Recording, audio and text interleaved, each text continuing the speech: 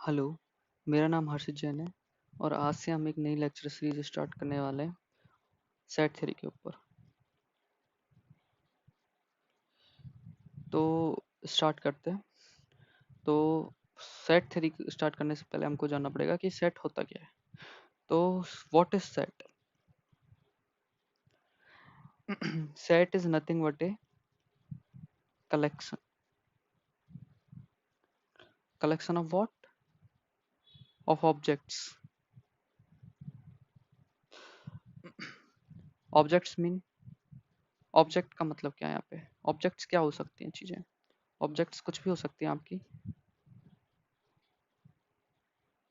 Objects हो सकती हैं आपकी नेम, नंबर्स, लेटर्स, ईटीसी। कुछ भी हो सकता है।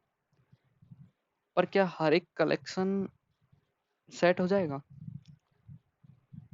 नहीं, कलेक्ट हर एक कलेक्शन को सेट नहीं हो सकता। इसके लिए कंडीशन की चाहिए होती है हमको। वो कंडीशन होती है कि कलेक्शन हमारा वेल डिफाइन होना चाहिए। Collection should be well define. Okay. अब ये वेल डिफाइन का क्या मतलब होता है? वेल डिफाइन का मतलब होता है कि वो सबके लिए सेम होना चाहिए।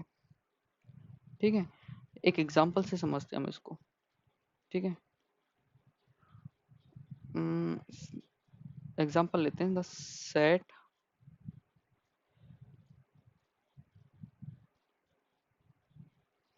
Collection of natural number. Natural numbers क्या होते हैं? 1 2 3 4 डॉट डॉट, ये हमारे नेचुरल नंबर्स होते हैं। तो ये नेचुरल नंबर सबके लिए सेम होते हैं। ठीक है, तो ये वेल डिफाइन है, तो इसको हम सेट बोल सकते हैं। सेट को लिखने का एक अलग तरीका होता है, वो मैं आपको बाद में बताऊंगा, लेकिन अभी के लिए हम समझते हैं कि ये सेट है। ओके। अब एक ऐसा एग्जांपल लेते हैं जो सेट नहीं है। तो ऐसा कलेक्शन लेते हैं, कलेक्शन ऑफ इंटेलिजेंट पीपल।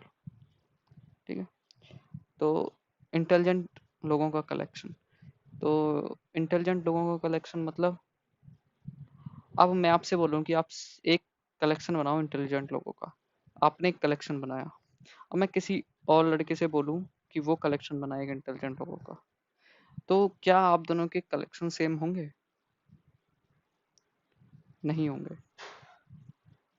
नहीं होंगे, तो ये कलेक्शन आपके लिए डिफरेंट है और आपके किसी और फ्रेंड के लिए डिफरेंट है। ये कलेक्शन इंटेलिजेंट पीपल का। तो this is not well defined, क्योंकि ये आप दोनों के लिए सेम नहीं है, तो ये वेल डिफाइंड नहीं होगा। ठीक है, तो हम ये बोल सकते हैं कि ये कलेक्शन वेल डिफाइंड नहीं है, तो ना ही ये सेट होगा। ये सेट भी नहीं होगा। ठीक है, तो हम और कुछ एग्जांपल देख लेते हैं। जैसे कि collection of even numbers. Even numbers क्या होते हैं? 4 2 4 6 8 etc। तो ये कलेक्शन आपके लिए भी वही होगा, आपके फ्रेंड के लिए भी वही होगा, सबके लिए सेम होगा। तो ये एक वेल डिफाइंड कलेक्शन है।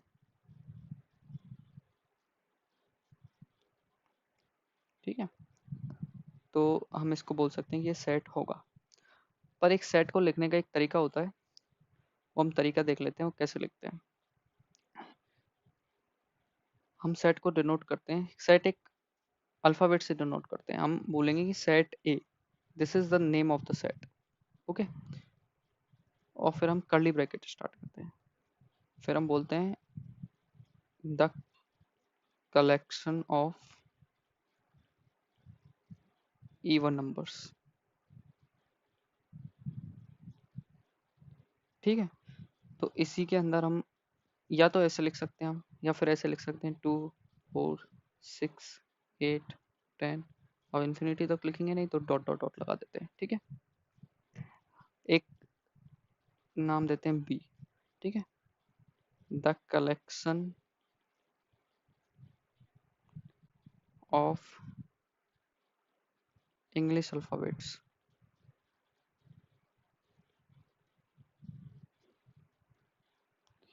वो क्या क्या होते हैं हमें, A B C D E F Z तक जाते हैं, ठीक है।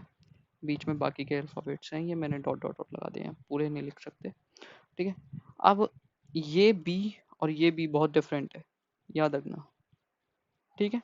ये सेट का नाम है आपका, और ये सेट का एक एलिमेंट है, ठीक है।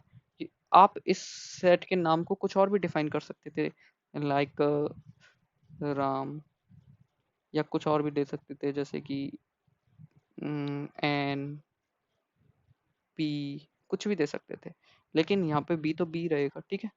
तो आप इस सेट के नाम को और इसमें कंफ्यूज मत होना कि ये सेम है या अलग अलग है, ये अलग अलग होते हैं, ठीक है।